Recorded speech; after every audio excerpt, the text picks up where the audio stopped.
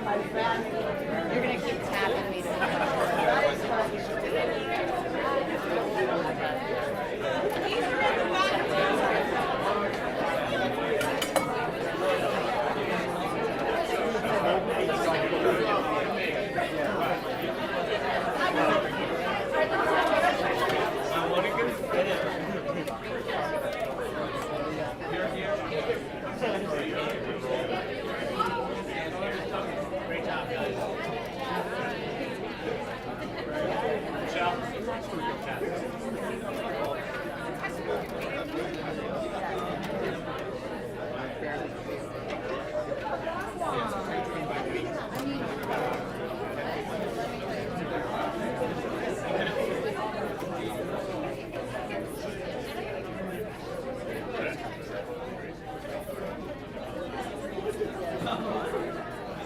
Okay, everybody. Welcome to the 2022 Wall of Fame Induction ceremony. If you could just make a plate and take a seat, we'd like to get started. And the best way to get started is we do have on your seat sheet, should have a copy, so please feel free, join in. Can I ask everyone, this is a very small subset of our choir who were willing to come in today. If you could all rise, and if you would sing, that would be wonderful.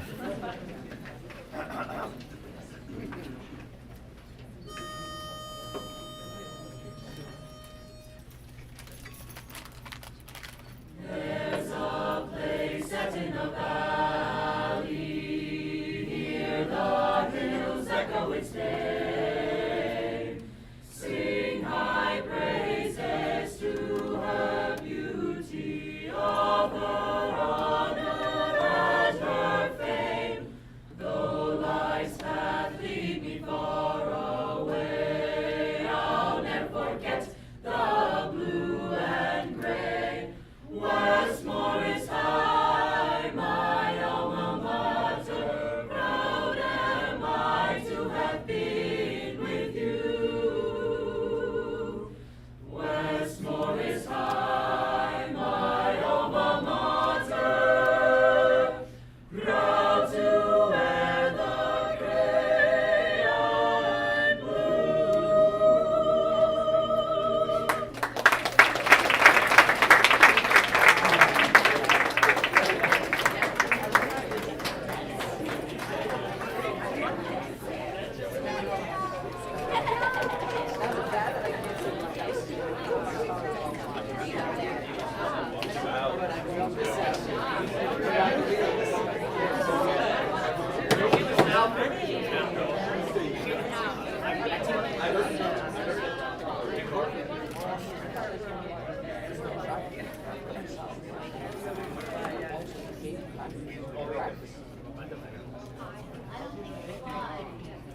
We sing it after. Dorothy, don't we make I'm loud. You're loud. Hi everyone, welcome to the 2022 WMC Wall of Fame Induction ceremony. We haven't been live for a few years, so let's just see so many familiar faces. Just off the top of my head already, I've seen Tom and Deanne Petries, and I know Linda Wadood is here, Bruce Campbell.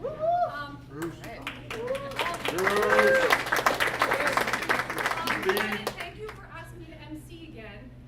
And I do think it's important that we thank Janet for keeping this going and taking on the Wall of Fame in all these recent years. So, Janet, thank you very much.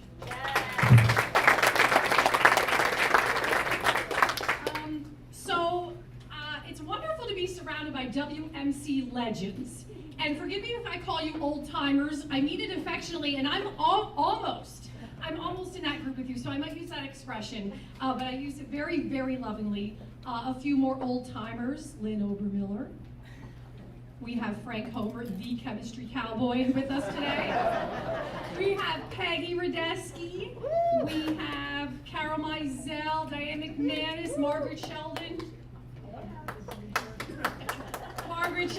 So welcome everybody. Today we're going to honor two very special people, Suzanne Barba and Lynch. And I'm so happy to say that some of their family members are here with them. We welcome Suzanne's mom, Mona, and her nephew, Andrew, and her brother, Michael. So thank you for coming. It's great to see you. And also with Anna, we have her husband, Bill, and her daughter, Callie. So thanks for coming. All right, let's put my glasses on, actually.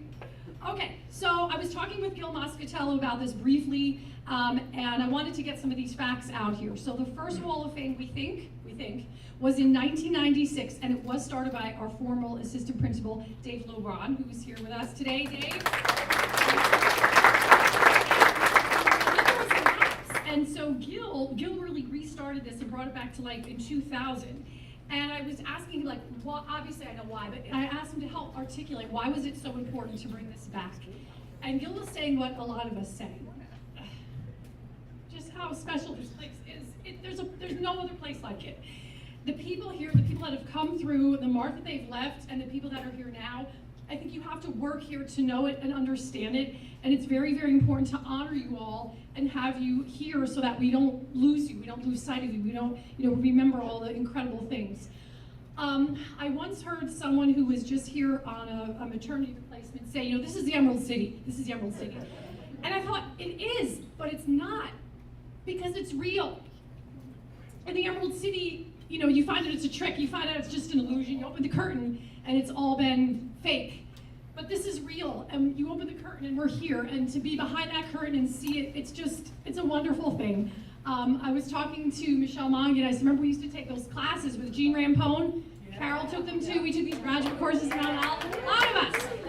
And Jean said, oh, you're the West Morris teachers? We don't like you. You guys are happy where you are. And we were. We were like the happy bunch. Everyone else complained. Now, we complained too, but, we love this place. So they didn't really like us over there. Okay, I'm gonna ask Vinny Ruffino to come up. Vinny Ruffino, another one of our beloved old timers, to just give us more of a perspective on the history of the Wall of Fame. Because nobody knows WMC history like Vinny. Maybe Jim. Back in 2008, on the 50th anniversary of the opening of this building, Matt and I and a couple of other people actually published a book on the first couple of years of West Morris Central. The National Honor Society at that time kept notes of what was going on the first 2 years, and that's the only history that we have of the beginning of the building. So the alma mater, Mark didn't tell you, but he might have told you before, was written by the second choir director here at West Morris. His name was David Anderson. First choir director was David Lance. David Lance was one of the first 4 people inducted into the Wall of Fame. It was Dave, Judy Sharer, who was a fantastic women's coach. She track and cross country for many, many years. Pete Piccirillo and Ruth Campopiano, who was the head of the foreign language department and was New Jersey Teacher of the Year when she was here. They were the first 4, and Dave was given the task by the Board of Education. The board came up and said, we want to have a Wall of Fame. And inductees, the first 4 people got these beautiful walnut rocking chairs with a nice insert of the West Morris. And then after that, they said, well, we can't do it anymore because at some point you'll all be off your rockers. So. Dad joke, sorry. So, 1970, Mendham High School opens up, and part of the population of West Morris goes over to Mendham. Up until that point, this building had gotten so crowded that there were one-way hallways. You could only go in one direction. If you passed your classroom, you had to keep going around the hallway. Over 1,800 students were in the building at one time until Mendham opened. Then 1972, and I was just talking to Gil about this, he and I were both interviewed and hired for the job here in the spring of 1972. So 50 years ago, Gil and I were hired to teach in this building. And it was quite a different place. Right now, where I'm standing, I would have been outside the building. This was lawn. This wall, there was a wall here, and the library ended. Across the hall was the main office. Where the main office and guidance is, that was the auditorium. What were the kids like at that time? Mostly farmers, right, Mr. Taylor? You say. Mostly farmers. First thing in the morning, you had homeroom. I had guys come in. What did they dress like? Flannel shirts, blue jeans, work boots. They would scrape the manure off the bottom of their feet on the book rack. And I'd have to call the janitors to come sweep up the mud and the manure before first period started. Where did they work? After school jobs were scarce. They could work on the farms, which most of the guys did. They could work at the restaurant on the corner, which is no more, Larison's, which was famous for Chester, or they could work in the A&P, which is no more, or they could work in Taylor's ice cream store on Main Street. But there were very, very few jobs. So high school was important to the kids back then. Starting salaries, I had just gotten my master's degree in 1972. I started at a big $10,000 a year. Gil, did you have your master's when you came? I did not. What did you start at? It was in the low 8s, 81, 82, something. Okay, so we made progress. No tuition reimbursements. If you went to graduate school, you paid for it yourself, and the courses had to be in your major area, otherwise you didn't get credit for it, on top of it all. And your medical was only a major medical policy. No hospitalization or anything like that. It was just. Things have changed, but we were one of the leaders in the county, believe it or not. But $5 a gallon gas, I used to fill the tank for $5 for the week. And that was my big Buick V8 engine, $5 for the week. Curriculum, we didn't have IB, we didn't have AP tests. We had honors, A level, C level, and E level. We didn't track, we didn't have college prep and general and commercial. How did the district change? Well, when I applied for the school district, I applied to West Morris Regional School District #1. I guess at some point they were expecting a #2, never happened. But the Board of Education was wise, they bought property in each of the districts. Eventually, each town was supposed to have its own high school, as you know, never happened. Mount Olive opened in 1972. Took away more students from West Morris Central. We still had the Flanders kids who were juniors and seniors, but the freshmen and sophomores went to the new Mount Olive High School. Some of the faculty went up there to teach. Eventually, Mount Olive pulled out of the district, the first regional district to de-regionalize, and the faculty that was in Mount Olive that had tenure here had bumping rights, and some faculty members came back here, some stayed with Mount Olive. What was the district like when it first opened? Dave Lance told me that kids were on the bus on sometimes 2 hours on the school bus coming to school, because the district went from the boundary of Morristown, where Mendham and Morristown came together, to the boundary of Long Valley and Hackettstown. So kids traveled a long time. And the first year, teachers had to drive the school buses because they didn't have enough school bus drivers. Where the band room is now was a beautiful area called the patio. And that was dubious because it was the smoking area. We had a smoking area at the time. And eventually, luckily, that was torn down, so we didn't have to supervise smoking anymore. The new gym and the new auditorium was outside, that was Fields. F-Wing did not exist, that was not part of the original building either. So the building and the district changed quite a bit. The library, as I said, changed quite a bit, and since I retired, I've noticed it's changed even more. So, Wall of Fame, we're very proud to be part of it. As Michelle said, I was always very proud to be a faculty member here. It always felt like a family, and when I had to leave, I was actually sad. Although retirement is great, just talk to any of us. Thank you, Michelle.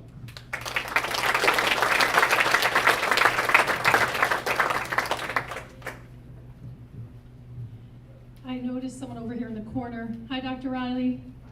When we talk about our family, there he is. So everything you've established and fostered here is still here, Dr. Riley. It's wonderful to see you today. I love you. So some of the things, just to get straight, like what are the requirements, so to speak, or criteria for the Wall of Fame? Just to list a few things. The candidate has to be retired from education, has had to have taught in West Morris for at least 15 years. Some of the things that also are achieved, or some or all of the following: being part of a professional organization, perhaps being named Teacher of the Year, Coach of the Year, etc., made contributions to our community outside of the classrooms, made contributions to curriculum and contributions to the district, and then members are nominated and voted on by an in-house collection of WMC faculty members. All right, now, to our honorees today, Anna and Suzanne. Now, you might think a lot has changed since you've been here, right? Especially you, Anna. I'll try to wink out the side of my eye. And Suzanne, even since you left, there's been some crazy things that you haven't seen. So now we have Padlet, we have Pear Deck, we have Screencastify, QR codes, Google Classroom. Oh, wait a minute. Now we have Canvas, I think. But even for you, Suzanne, you missed the cohorts, the meets, the breakout rooms. Many of you old timers are thinking, what in the hell are you talking about? And I'm actually thinking that too, because I still don't understand what's happening. But a lot has not changed, right? A lot has stayed the same. We all come in here like you all did. We make a difference every single day. We teach lessons that we love. We connect with our students. They drive us crazy, and then we tear up and cry at the end of the year. We look at our seniors now. We hope they're going to go out there and achieve their dreams, and we look forward to hearing from them in the coming years. We want to see pictures of them with their families, see what they've done, and we're still part of this incredible WMC family, so that hasn't changed. Whether you retired 15 years ago, whether this is your 25th year or first year teaching here, that is something that we all share in common, our love of teaching, our commitment to being here. And we make the magic happen. We always will. The Wall of Famers, you guys did it for years, and so whatever you've done, it lives on through us, and it's just a great connection. So first up, we're going to honor Suzanne Barba. And Suzanne, I want to start by thanking you for always somehow being in the building and nearby when I had my crazy fainting spells.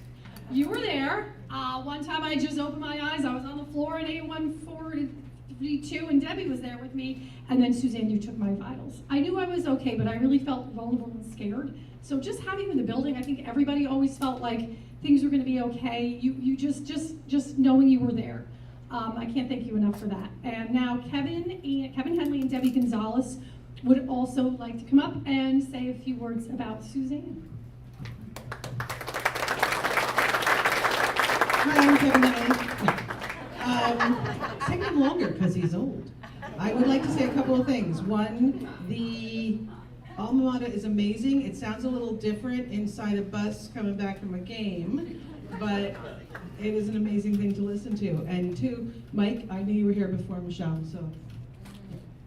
It is a family. I feel like I'm looking at a lot of my aunts and uncles, all these people that were here when I started and seemed to know everything when I thought I knew nothing, and I was right. I know a little bit more than that now. But we're here to talk about Suzanne, so I have a couple of words. Just kidding. Suzanne loves when people talk about her. She cannot take a compliment, never could. It's just who she is. She's really humble. My goal is not to cry, so you do something silly when I get silly. Got it? So she's my friend. One of the first people I met when I got here. For those people, okay, you were there as well. When I started as a teacher, I was told that it would behoove me to coach. And there was only one sport I knew, and that was field hockey. So that's what I did. And that's how I met Suzanne. And she taught me a lot of really useful things. She taught me what Kamoa meant. Inside joke, if you're young, ask somebody older. She taught me how to be confident in what I was doing. More importantly, she had my back as a trainer. So she was always there as a friend. There were many hours that I spent just decompressing after rough games or when somebody got injured. And I would often be in her office. But when I was coaching, I always knew that if something happened, she was there. And she could be there in a minute, and she knew what she was doing, and I never had to worry about that. It was an amazing relief to know that that was not part of my concern. More than that, the parents trusted her, and they had every reason to do that, and the kids went to her because that's who she is. She let them know, and sometimes not with great news, what was going on, what they needed to do. She knew who to get in touch with. She walked everybody through the process. She was somebody that a lot of us, when we became parents, Forget it, even before that, I remember coming back from a trip with an assistant coach that I was coaching with, and we'd gone skiing. She made me go in because I might have gotten a slight concussion skiing. And Suzanne looked at me and she goes, "You're an idiot. You have a concussion." And she said, "Who drove home from Vermont?" And Robin said, "Debbie did." And Suzanne's like, "What is wrong with you?" And Robin said, "She drives better concussed." And so then Suzanne became my buddy because I didn't stop and she kept checking on me. And then when it became apparent, there's like a theme here, my daughter became concussed. I went to the doctor with my 5-year-old and he said, "Oh no, she's fine, it's okay." And I didn't, in my gut, feel like that was right. And so I drove to West Morris and Suzanne was there for a basketball game and we just kind of settled over there and I got to her and I said, "So there was like a little incident." And she waited until it was safe and there was a break and she looked at Emma and she took out a pen and she said, "Follow this pen." And she went up and she went sideways and then I saw a shake in Emma's eyes and she said, "Did you see that, Mom?" In this really calm tone when I wanted to get sick in that moment. And I said, "Yes, I did." And she goes, "Hey, Emma, you're gonna be okay, but Mom knows what we have to do right now." And she had just finished this great coursework on concussions, and I had all these resources, but I wasn't the only one. So many of us went to Suzanne first with our concerns, because that's who she is. She's somebody that is there for you, will drop everything. She would say, "Come to my house if you need to. It's okay, we're here, I'm good, I'll help you." It was an amazing thing. I'm not going to talk a lot about this next bit because I want her to talk about it, but if there was a ceiling to be broken, that woman broke it. The legacy she left might have been a little Olympic thing that happened too, that I hope she talks about. Like, she's amazing. She's amazing. She's a resource. She's a wonderful person. I made a mistake once of calling her Sue. And I think she's maybe forgiven me, or Susie maybe once. That's what I'm saying. Because I was told very quickly that it was Suzanne, but kindly. She did sneer a little bit, but that's okay. So, an amazing presence, an amazing person, and probably the kindest person I've ever met. Suzanne. Hannah.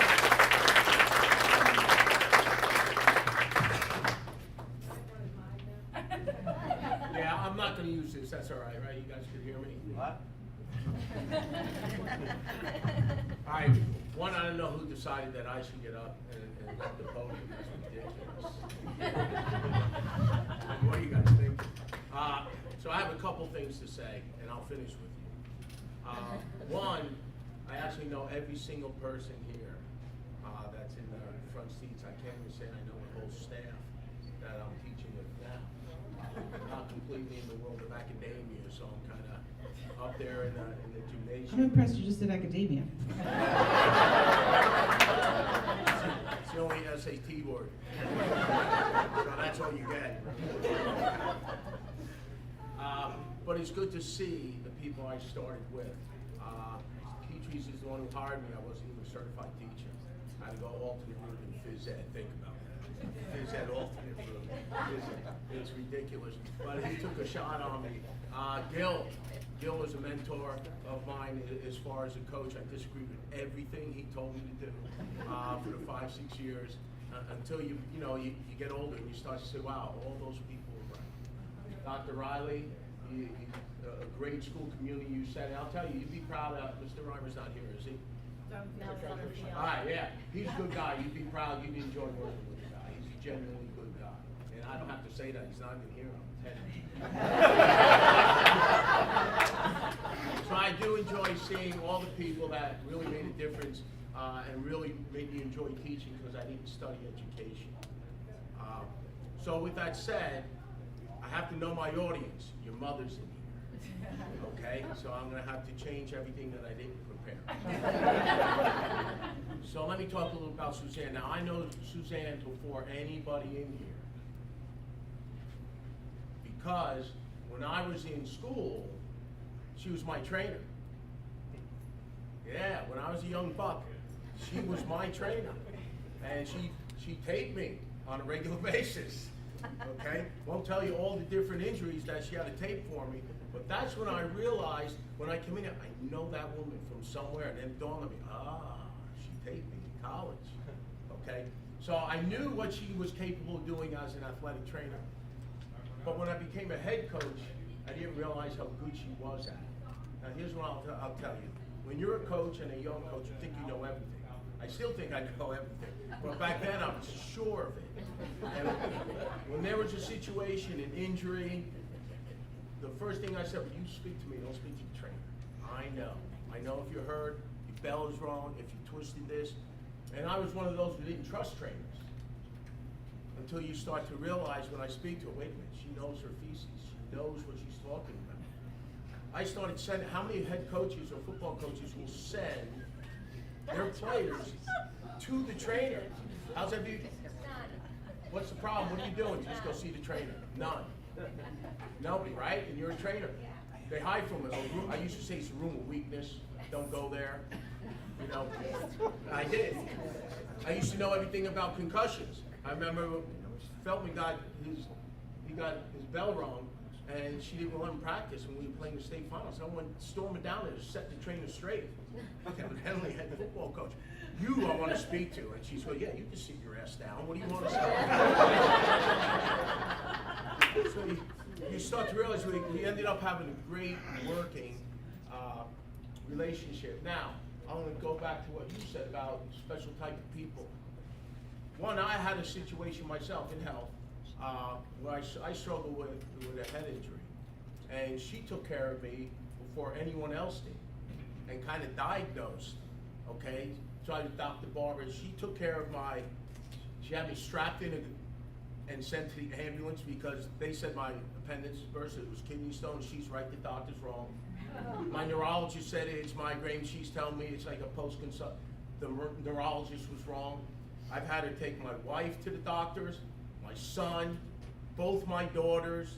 We were at her house. My son was doing his concussion protocol so we could play again on a Sunday afternoon. So when you talk about teaching and coaching, you always talk about kind of, you got to do a little bit more. It's a calling. It's not just an occupation. You know, it's something that you live, and you have to live teaching. I think everybody knows that. You know, it's not the financial world, okay? It's teaching. It's a calling. And she's the perfect example of someone who lived her career. And the students that she touched, the athletes that she saved, I could give you a whole list of kids that played football for me, including my own son, that she made the right call at the right time and saved people. And, you know, I always gave her a hard time because that's what head coaches are supposed to do. And she always put me right back in my place. People used to say, your wife, you know, your school wife. And there were times I introduced you as my wife. I thought I was your school wife. Now you're my girl. A wife and a girl. Like, I think everybody who's ever been treated by her as a student athlete or anybody who's worked closely with her as a coach appreciated everything that she did and enjoyed it every single time. Learned a lot from her, okay? You know, you think you know everything until you don't. And you think you can trust only yourself until you have someone that you can trust. And I'd like to thank her for everything she did for the football program, for my family, because she treated all of us at one time or another. She just did a great job, and we do miss her. She's definitely the best dressed trainer I've ever seen. And I feel underdressed. And probably solo is her and Mr. Frayne are probably the two best dancers on the faculty. Yeah. Yes, and I have videos of them. But no one more deserving to be recognized with the work that she did for 30 some odd years. And we do miss her, and congratulations. Everybody worked with her, loved her. I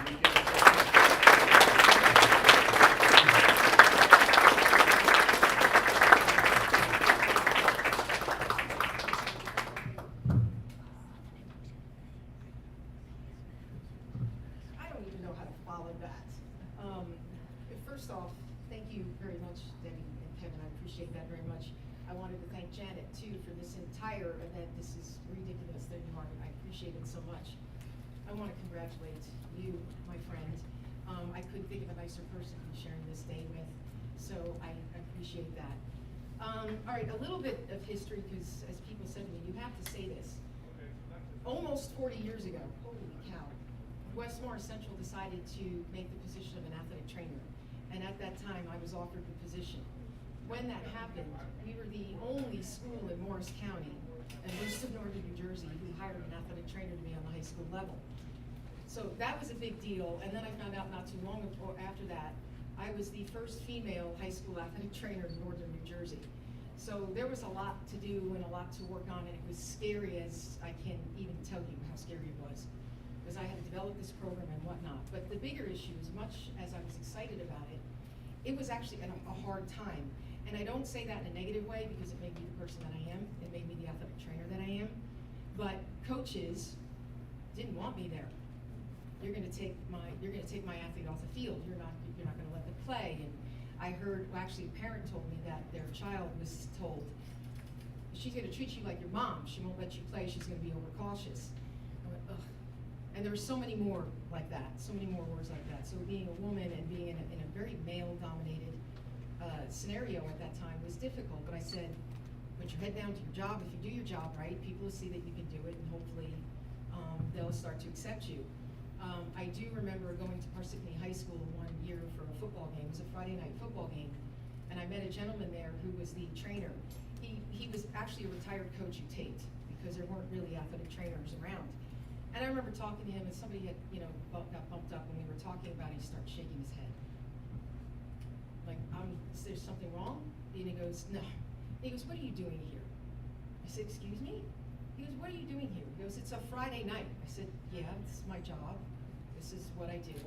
And I'm not kidding. He says to me, don't you think you should be home finishing up the dinner dishes for your family? And I just went, I couldn't even say anything. I just turned around and I walked away and I went, alrighty then, this is what I'm gonna deal with. And I can go on, there's so many of those, because remember, it was almost 40 years ago. So I said, I'm just gonna do my thing, I'm gonna work hard. So that being said, there weren't a lot of people that were supportive. I won them over though. But initially, there weren't a lot of people that were supportive, but there's always a few that are. And I want to tell you a couple people that work for me. One of them, and Vinny, you mentioned the name before, Judy Sharer, who was a legend, and she was actually my track coach. I did go here for 2 years. And I remember talking to her, we were in the office, and she said to me, Suzanne, you don't understand the position that you're in. I was very, and I'm like, she knew what was going on. She was that woman who had my back. And actually, at that time, Judy Sharer and Karen Burke, who became Karen McCluskey, were the only 2 women in the entire athletic department.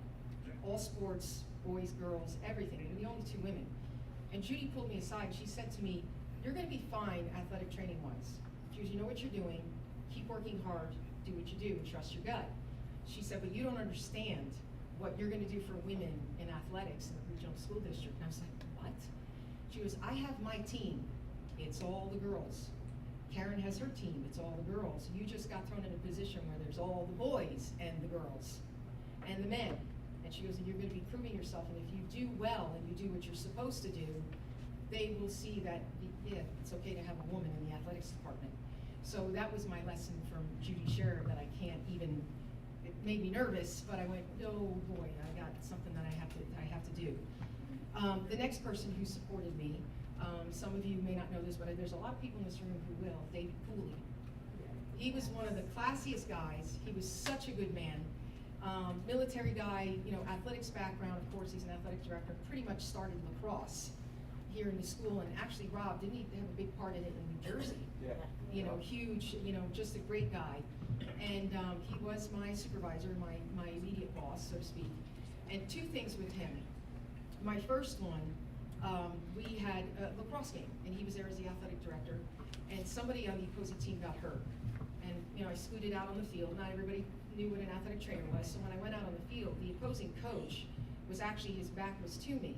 So when I went up to him, I kind of tapped him on the shoulder, and Dave had come out too, because it was obvious it was a bad injury, we needed an ambulance. So he had come out too, because that's what they do to support and make sure everything runs well. So I tapped the coach on the shoulder and I said, Coach, if you need an athletic trainer, you have one here. And he said, great, where is he?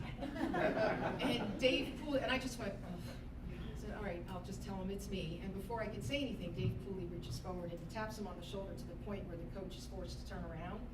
And I'll never forget this. He goes, she is right here, and she will do a good job and take care of your athlete. And I went, and the coach was wonderful. He's like, oh, I'm so sorry. I said, no worries. And I took care of the athlete, and we did what we had to do, and it was, it went well. My other big thing with Dave is probably the most important thing out of all of them. We were at another lacrosse game because that was his thing. A boy on our team, a young man on our team, got hurt. He hurt his elbow. And I looked at him, and I'm thinking, he really shouldn't play. I'm not comfortable with him playing. His father comes over, he's adamant, he needs to play. Well, the boy wants to play. Of course they want to play, they all want to play. I'm the messenger that gets punched in the nose, but they want, they want to play. So I started looking at it, and I think the father saw me starting to think, and he says to me, I'm gonna write you a letter. I'm gonna write you a letter that excuses you in the school from any liability, and my son will play, so you don't have to worry about it. And for a half a second, I'm a brand new person here, I'm thinking, if I do this, I'll get a brownie point with the parent, might get a brownie point with the coach, and the brownie point with the athlete. And I said, okay, not knowing that that's totally inappropriate, because it was something I was learning. Again, it's a brand new position. So Dave watched me do this, didn't say anything. I get the letter, and I walk up to Dave, my supervisor, said, you're the letter, because I assume we have to file it in case there's a lawsuit. And he crosses his arms, and he goes, I'm not taking that. Now I feel the heat coming up my neck, and I'm like, what? He said, you're gonna go, I'm sorry. He says to me, do you think that young man should play? And I looked at him like, oh my God. He goes, I'm gonna ask you again, Suzanne, do you think that young man should play? And I said, no, sir. He goes, you're gonna take that letter and you're gonna go back and you're gonna tell the father that. Well, now the heat is up and my ears are red and I'm sweating like crazy and I have to go back to this father and I explain to him, I thought about it and your son really shouldn't play. I'm dying inside. Father was not happy, that's an understatement, but his son didn't play. And I go back to stand by Dave, and I'm dying inside. And he turns, he looks at me, he goes, first off, that letter won't even hold up in a court of law. So, I learned that. But his biggest thing that he said to me, he goes, I recommended you for the position. The Board of Education hired you for the position because of your skill, because of your knowledge, because of what you know. He goes, there's nobody here on this campus that knows what you know or does what you do. And he goes, quite honestly, there's nobody on this campus who can override you, so this is your thing. Own it, trust yourself, and do it. And I sat there and I'm like, this man that I respect so much just told me he trusted me, and I went, well, what the hell, why aren't you trusting yourself? And that was a huge lesson that I got that day. Sorry. So that was his big thing to me, and I have to say a couple days later, the young man did go to the doctor, and he shouldn't have played. It ended up being a pretty significant injury that if he continued playing, he probably would have hurt himself to the point where he would not have been able to play lacrosse in college. And I don't say that to you to pat myself on the back. I say that to you that when I realized that I almost let him go back, that was the day I learned I will never do that again. And I know people say you should never say never. I think I'm pretty close to never. I said no coach, no parent, no scoreboard, no athlete, nobody's gonna change my mind because my priority is that person on the field. That kiddo is my responsibility, I'm gonna take care of him. And a side note, I always laugh about this. Do you know, as an athletic trainer, I never pulled an athlete off the field. The injury did. I'm the one who made sure they didn't make it worse, and I'm the one who got it back. So to, always have that thing, she's gonna take you off the field, always made me laugh. It was the injury that did it. I'm the one who just made sure you got better. So that was that thing, or that example, I should say. And my last one, and I'm a little disappointed, I talked to Pete Angus on the phone. He was supposed to come, but he couldn't make it. Pete Angus, I know he doesn't remember this, but we had a soccer game, and a young man from the opposing school got hurt. It was a hip injury, to the extent that I needed an ambulance. And some of you, I'm dating myself now, or probably aren't even understand what I'm gonna say, but the coach, at that time when we needed an ambulance, he had to run down the side of the building to the F-wing outside door to go into the science office to use a landline to call 876-3232. So that was a very different time. There was no 911. But that being said, with all that being done, you seem like you're laying on the field forever, waiting for this ambulance. So while we're waiting, the official was kind of mad. He goes, "Can you get him off the field? I want to finish the game." And I'm like, "No, I need him to be on a backboard, which is a wide board that supports the spine and whatever. I just need him to be supported for him to go to the doctor and get checked out." And he goes, "Oh, is that all you need?" And he stands up and he turns to the players and he goes, "Guys, go get me a bench." The steam that came up my head, and I went, "Is this man a lunatic? A bench is this wide. Do you know how wide your hips are? Like, that's not going to protect him. It's actually going to make his injury 10 times, 100 times worse." So I said, "Be professional, be professional." His parents are out on the field, the coaches are out on the field, and the ambulance is on his way. So I stood up, and I didn't want to make a big scene. That was interesting. Of course it's you. I didn't want to make a scene. So I kind of went up to the official, and he's a bit taller than me, so I remember going up on the balls of my feet and kind of nose to nose, because I wanted him to hear exactly what I had to say without raising my voice. And I said, "Sir, you're the official. That's your job. I would not question you in what you do. I'm the medical professional. That's my job. Please don't question me in what I do, and get away from me." I will say there might have been a little bit of color involved with that as well, but I don't remember. But, the ambulance comes, the young man goes to the hospital to get checked out. I'm picking up my stuff off the field, and I'm starting to walk off the field with the coaches. And Pete kind of gives me a little glance, a little smirk, and he goes, "Well, I just watched you grow a set today, because it's about time." And I went, "There's another person that I respect who knew more about me than I knew about me, but that day I said, dang it, I can do this." And I have to say this, these 3 people that I mentioned, they're all on the Wall of Fame. So there's a lot here to share and a lot of things to talk about. And I have to laugh, and Kevin will get this, and I'm hoping I can do your invitation well enough. To start from the beginning, don't go to her. She's gonna take you out of the game. 2 years down the line, where is she? How quick can she get there? "Suzanne, where are you?" And I'm like, "Kev, I'm already on the field," and he's yelling for me on the sideline. "What do you mean you have to be in my game? You have to travel with me." So I went from "don't go to her" to "we're sick, you can't be sick." So it changed dramatically, and that was a wonderful thing. I had a great career to work with these kids and make a difference and see them smile when they went back on the field and do their thing. That was amazing. This is the part I may crack a little bit, so it's more towards you, the faculty, and not necessarily coaches, but coaches are involved in this. Debbie kind of touched on it. To find out that you trusted me so much, not to just take care of the athletes, but to stop in my office and say, "I ran a marathon this weekend, I hurt my knee, could you look at it?" Or my husband or my wife hurt themselves at home, "Can I ask your opinion?" Or we went to the doctor and I didn't understand what the doctor said, "Could I ask you about it?" And the biggest thing, oh my Lord, this is the part that makes me, I can't even tell you. When you would ask me to take care of your children, the thing that means the most to you, you trusted me with. I can't thank you enough. Thank you for this honor, I appreciate it.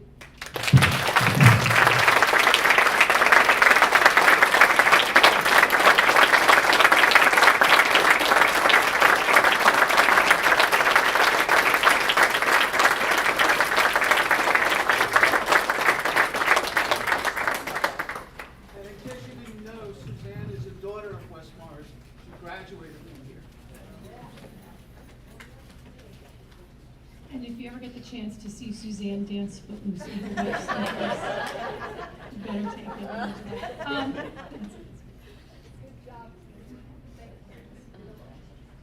Okay, all right, so next up we're going to honor Anna Lynch. Anna, whew. You were my roommate when I first came here in 1994 at A134. You were so graceful and poised and organized and so kind to have this raving lunatic 26-year-old new teacher. I don't know what. I don't know how you did it, but you brought me in and you helped me find my place here. You made it look so easy, and something that I really appreciate now, so much more than, I think I appreciated it then, but now it means so much more to me. You raised your kids. You got her every day and you taught everybody else's kids, and you were there. You had this group of girls. Anna was class advisor for many years with Michelle Mogany, would follow the crew. They came in here, you gave them advice, you set them straight, you told it to them straight, you set them straight when they were, being foolish. They loved you. You had that incredible gift of they knew they looked up to you, they respected you, but you could still be really, really close with them and have that rapport with them. And I always was so amazed by that. I thought that was incredible. And there were so many times when I was just kind of sitting there on the sidelines watching you. It really, really inspired me. Now, Callie and the other kids used to come. Oh, sorry. So, Callie, one time when you came to visit, you drew a really fun picture on a folder that was my Greek mythology folder. I still have it. You drew a face with beautiful hair and drawing on her. And Anna's like, I'm so sorry, Callie drew on your folder. And I was like, I still have it. We didn't really know each other well then, but I love the fact that she drew on. I still have that folder in my desk, and I keep my Greek mythology papers that I'll probably never use again, but I have that folder. So having the kids here, and oh my gosh, it was just so fun. You were a friend to me. We used to get set in the morning, and I think every day we ate a banana. And we were always doing Weight Watchers. We always were counting our foods and eating our bananas, and it just gave me such comfort. We would start the day, we would solve the world's problems, we would talk about whoever did this and whoever did that. Students, of course, not faculty, we never did that. But we would just kind of like, and it was my therapy and my sanity. And oh gosh, I couldn't imagine working here without all those mornings that we had together. We also had a lot of fun. Back to school nights were always really fun. I remember just sweating like crazy in that room. And then on the years, Ralph shared the rooms with us. Ralph would come in and always had gorgeous shoes on. Gorgeous shoes. Anna always looked beautiful, impeccable with the fashions. And Ralph would always comment on her shoes. He just noticed your shoes all the time. And we would prep for back to school night. We had so many fun memories going to all the Westmore's proms. When you were class advisors, you and Michelle would take me along and I would chaperone the proms. Disney trip. I have so many wonderful memories from my early years here, and how you inspired me and I admired you so much for everything that you did. I don't know if you'll ever fully know what you did for me, but thank you so much. And something else Anna always did was you reinvented yourself every single year. When things started to change, remember Inspirations? That was that program. It was like the newest technology. It was the thing where you would type stuff in and it would make a chart, and we were like, oh, it's a chart. Oh, and we wheeled a cow in there. We had 24 computers on a cart, and it was the only one in the school. And Bill, I never told you this, but one time the cow got away from me. And I was going down the ramp and singing, and I sweated 20 pounds off and thought, oh my God, I'm gonna be fired, because the cart of computers was whizzing down the hallway, and I think I let go of it for a second. But that was our technology, and you always, Anna, and teaching IB, you did it all. You always did it. And gosh darn it, you always taught the Scarlet Letter, and kids got it. Kids got it. Anna taught the classics. She just was incredible. It was just a beautiful thing to witness. Loved teaching with you so very much. Now, Michelle Montague would also like to come up and say a few words to honor you, Anna, but thank you. And Peggy Rudetsky.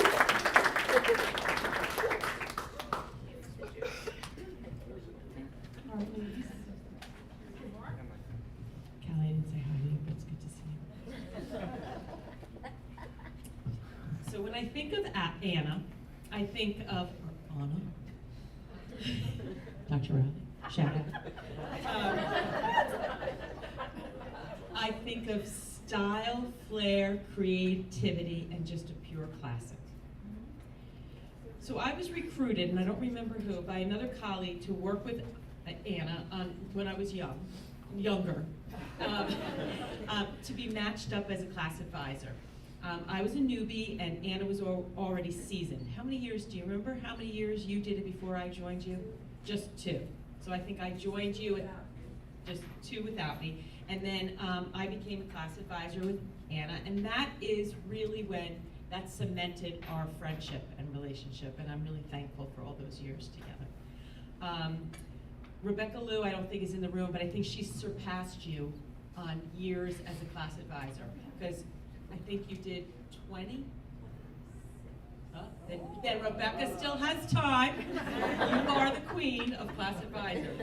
But you were such a pro at it. You made it look easy, and I learned so much from you. You were so creative. You could multitask like no other. We did it for 16 years together, and I remember having to tell you that I didn't want to do it after 16, and it was like the hardest thing in the world to tell you. I felt like I was breaking up with you. But I just couldn't do another year. But you continued to do it. Was it you, Margaret? I didn't remember. Amen. But you always thought outside the box. You were so creative about fundraising, and we used to do a lot of fundraising. The prom and the senior class trip were always our end game that we were looking for, and we were trying to fill the coffers for 4 years to get to those places. I remember one year we proudly charged each senior $35 for their senior prom because we had collected and made so much money. It was very, very impressive. I'm not sure exactly what events we did, but you always were coming up with something that was so creative. But of course, the best thing we ever did together was our Disney trip. And we went on to do Disney trips, a long time after that. But what was amazing is it was only Anna who could see that we could really do it. Because when she first introduced it to me, I was like, we're not taking seniors to Florida. But we did do it. And it was you who knew about the seniors being, Disney would close for a whole night for high school seniors from across the country. And we were for grad night. Thank you, I couldn't remember the name. Grad night. But you found out about it, and you were the spearhead to make it happen, and we went. And it was just an incredible, incredible adventure. Roller coasters. So Anna and I did a lot of field trips together for our senior class trip. And I always remember Anna being petrified to go on that roller coaster, would hold my hand, we're on line together, and she'd be like, we can't do this, we can't do this, we can't do this. And I'm like, yes, we can. And we'd talk through it, and she would get off that roller coaster completely exhilarated. And I think that's the way you always approached it, that this was gonna be fun. You were always waiting for a good time, and that was something you always did in your classroom and outside the classroom. And I just love that you always think outside the box. So just, of course, to comment on the style and on your flair, Anna's first job out of retirement, because she had to continue to work, because that's just who Anna was, is to work in a bridal boutique. And there's no better place that I could see you being in. I know you've left that job since, but bridal boutique is a beautiful place for you to be, to help others showcase their style and flair. And you always were dressed meticulously, and you always looked so beautiful and stylish and swanky, and nobody could wear heels like you could, Anna. And even our beloved Ralph would comment on your style, and he often did that with many of us, comment on what we were wearing. Whether he liked it or not, he would tell you. But Ralph was very worried one back to school night when he said, Anna, you cannot wear those shoes and let the parents see you in front of the parents at back to school night. But of course you still wore them and you could carry them off. One of Anna's past students, who is now a colleague, Matt Milner, he describes Anna as deeply caring. She cared about her students and their lives outside of the classroom. Anna helped us grow academically, and as people reminded us to put people first. Anna does care deeply, and there are so many examples of her going the extra mile for her students when they needed an extra mother in their lives.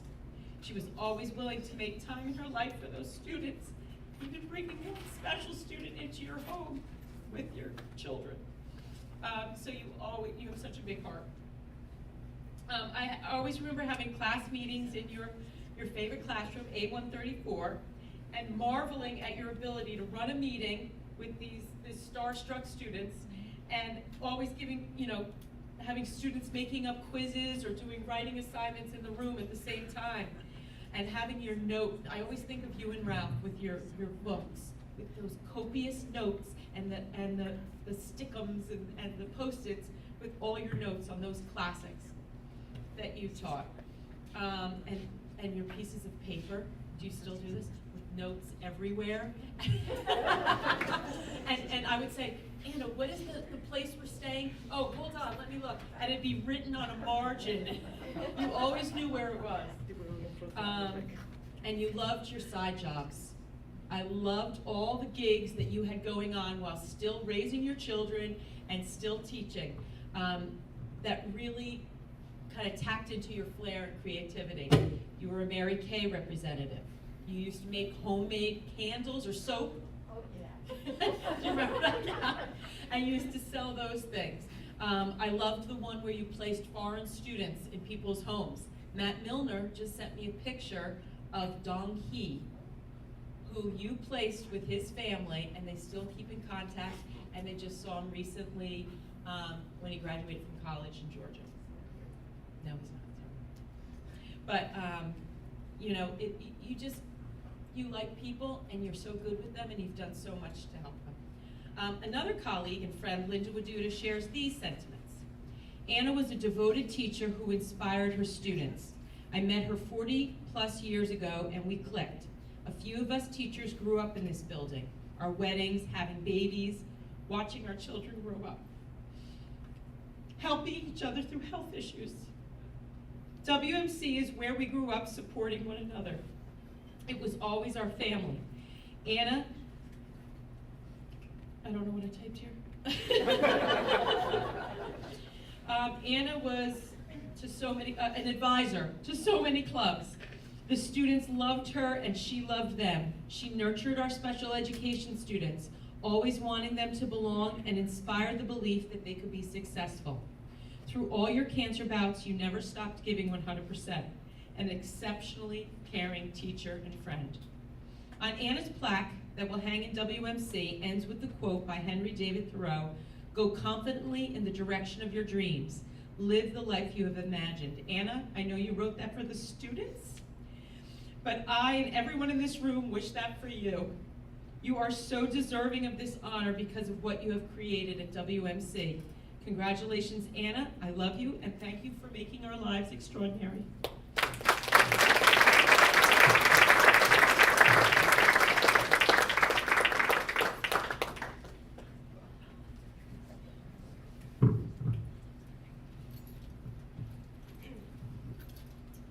Well, my friend,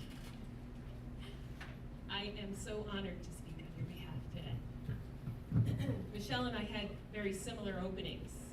I begin with talented, kind, creative, brilliant, absolutely brilliant, graceful, and resilient. These are the first descriptors that come to my mind when I think about how to define who Anna is as a teacher, a colleague, and of course, my good friend. There are easily a dozen others I could add to the list, but these stand out the most. The first time I met Anna was not here in this building. Actually, it was my first year of teaching, and Anna was on maternity leave with Ryan, after having Ryan. And she was hosting a bridal shower at her house for our mutual friend Nan Pavona. Remember Nan, Evangelista? And I was invited to come to this, obviously, and Ann and I were good friends. Well, I walk into this house, okay, and we were talking about this last night. It was where? The first, Highridge, okay. So I walk into this house, and I felt like I was walking into a page of Country Home magazine. It was unbelievable. And then later I found out that Anna and Bill themselves were tearing down walls, redecorating, redesigning. It was just amazing.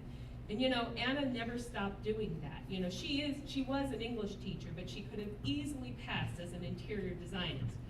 And I can tell you that Callie will definitely affirm that, because just 2 years ago, when Callie moved a mile from my house, she went in and started tearing down walls in Callie's house as well.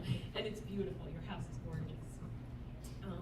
So anyway, Anna welcomed me that day, and she treated me as if she'd known me her whole life.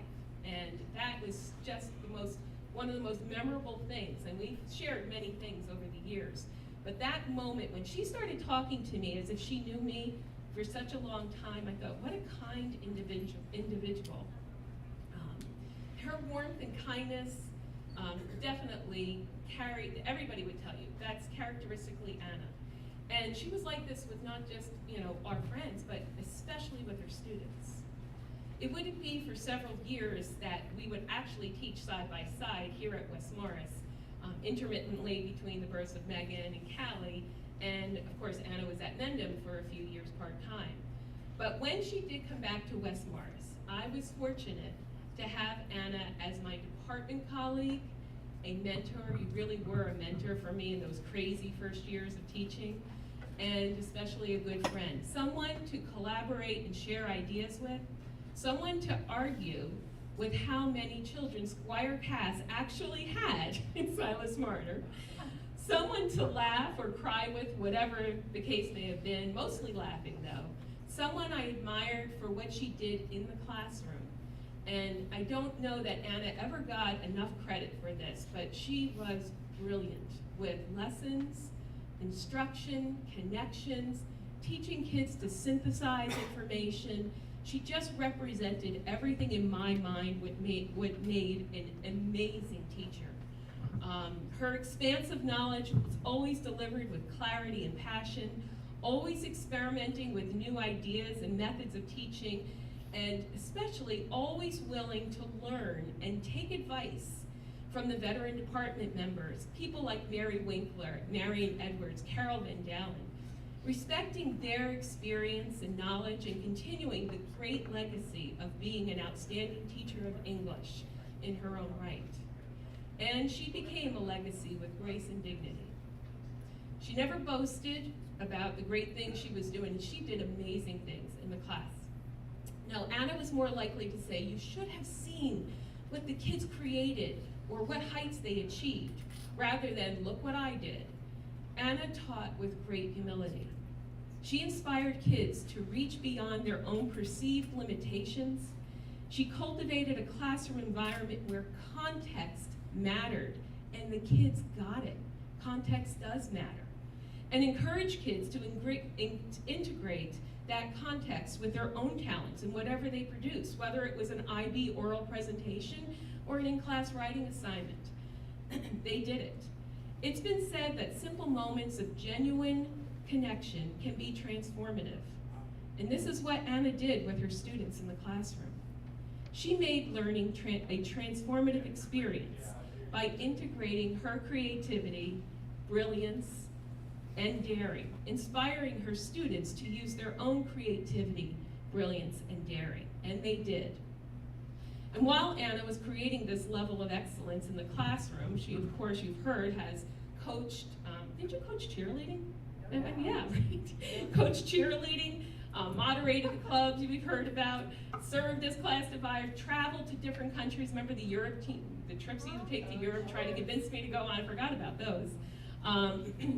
Worked on her master's as she's raising these little kids, but most importantly, raised a beautiful family with her husband Bill and Callie, who is here. They all lived in Califon, or Whoville as we like to refer to it. But that she just did so much, and it's just such an honor to be able to recall all that for you, just to remind you how much of an impression you have made. Good teachers can juggle numerous responsibilities like these at the same time. Great teachers do it with grace and resilience. It was Hemingway who termed the expression, courage is grace under pressure. And when Anna experienced the unspeakable torments of illness, not once but twice,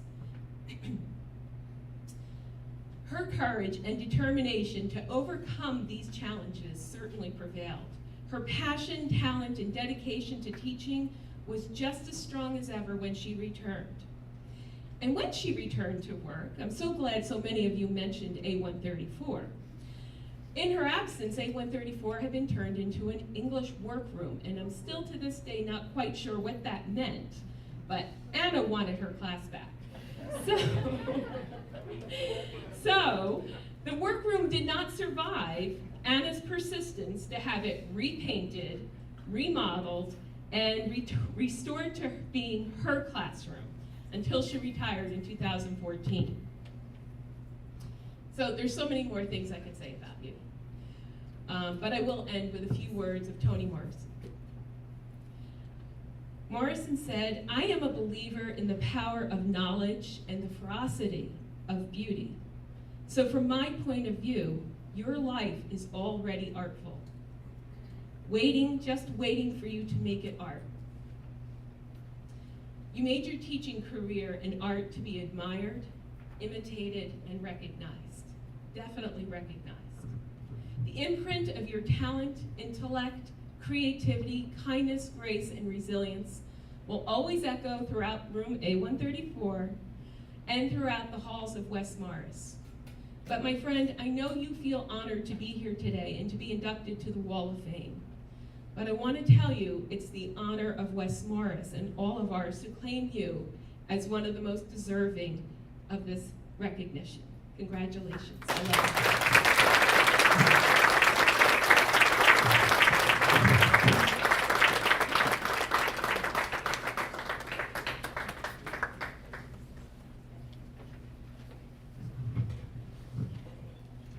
Thank you, everybody. I wanted to make a point also to let you know that the plaques for Anna and Suzanne are up here. So if anyone wants to take a look, they're up here and they'll be displayed in the entrance to the new part of the building, right? H-wing, yep.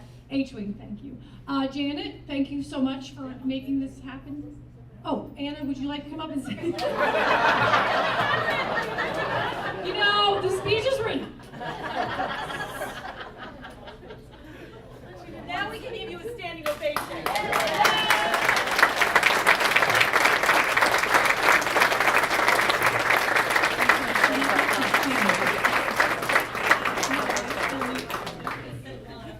Believe me, I'm overwhelmed.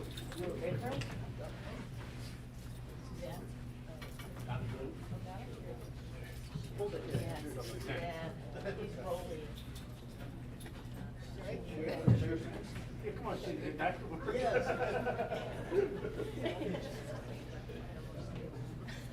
Well, thank You're on you. still chain. I'm overwhelmed. I am going to be short, sweet, and most importantly for me, scripted. I would like to convey my congratulations to Suzanne. When she says she scooted around, she scooted around. You were on the field, she was there in a second on the football field, you were there on the basketball court, A134, wherever she needed to be, she was there. So, congratulations. I would also like to say thank you to my special friends, Michelle and Peg. Michelle, and thank you, Janet, for organizing. I grew up here in West Morris. I was 23 when I came, and these people have become my life and my family, and we really grew up in each other's lives. We shared our experiences, we shared our, whatever we had. We were very lucky. I would just like to thank my family for being here. My husband is here, my daughter Callie is here. We have a very special event at the end of the month. My daughter's getting married, so we are welcoming Eric into our family at the end of June.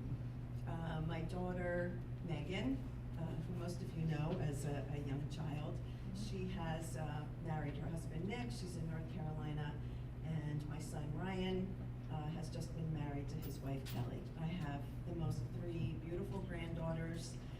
Mattingly is 5, and yes, she was named after Donnie Baseball. Quinn is 3, and Harper is 5 months old. So they are my world right now, but this was my family right here at West Morris. So I would like to thank you all, and I appreciate this honor. I certainly cherish my time spent at West Morris. 32 years of teaching, laughing, learning, and sharing my life with my colleagues, who eventually became my family and friends. I walked into A134 at 23 years of age, and yes, Gil did try to take my room away from me. I came back 1 year, but it was a teacher workroom, and I was not having it, and he very graciously gave that room back to me. But I learned from some of the best and the brightest. Mentors of mine, Mary Winkler, Marion Edwards, Carol Van Dalen, to name a few, really were those who kind of shaped and formed who I am as a teacher. Watching them serving, they provided me with not only the skills to be prepared in the classroom, but with lifelong lessons as well. I remember Joan Grant telling me when I had my first child that I never would be able to go to the bathroom by myself any longer, and she was good. We as a family, we shared weddings, we shared children's celebrations, both joy and sorrow. I thank my students over the years who have touched all of us in so many ways, the studious, the talented, the ever surprising, and of course the challenging. My partner in crime for class advisor for over 20 years, Margaret as well. We had 26 proms, 6 talent shows, 6 spaghetti dinners, 6 Mr. Centrals, 3 trips to Disney World with 180 students, many chaperones, endless essays, college recommendations, and memories have gone by in the blink of an eye. Actually, 40 years later, I would not have changed a thing. My heart, along with my plaque, remains in this place set in the valley. And in a final note, I feel I would be remiss to not mention that beautiful permeating presence that is here with us, to our Ralphie, our eternal sweetie. Thank you so much for this honor. Thank you.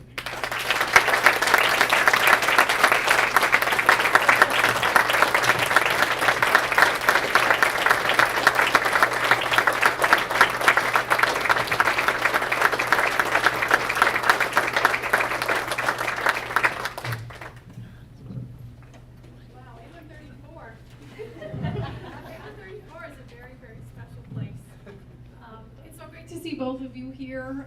It's such a beautiful time to come together and honor both of you. You can tell how much you've meant to so many people here, let alone all the students who are not here, all the students' lives that you've touched. Thank you so much. And everybody else who's here today, all our retirees and our Wall of Famers. It's just a great way to end the year and kind of remind ourselves of what we do and its importance. So you get lost in all the tedious things that come along with the job, but you guys help remind us what the big picture is, and it's just a beautiful thing. Everybody get some food. Get some food. There's some cake still up here, I think, and some fruit and some snacks. Jan, did you have anything else? No, I think we're good. Shannon, thank you for organizing everything. Thanks. Thank you.